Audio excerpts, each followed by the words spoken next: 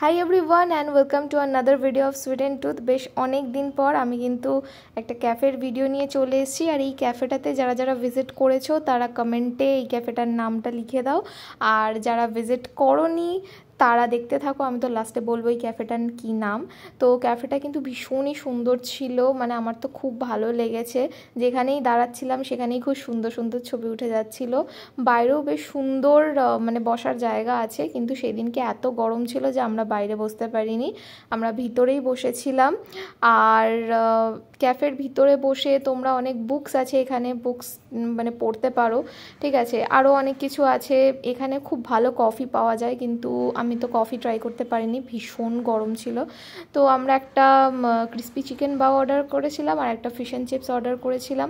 এখানে মেনু কার্ডের কিছু ক্লিপিংসও রেখে দিয়েছি, তোমরা চাইলে দেখে নিতে পারো যাতে তোমাদের পরবর্তীকালে গেলে সুবিধা হয়।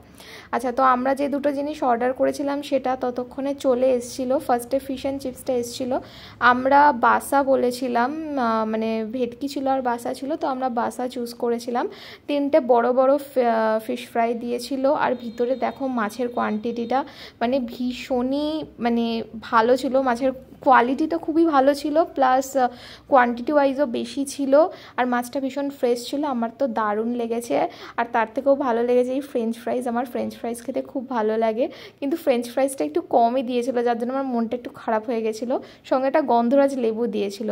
সঙ্গে অর্ডার করেছিলাম এই চিকেন বাওটা, ক্রিস্পি চিকেন বাও।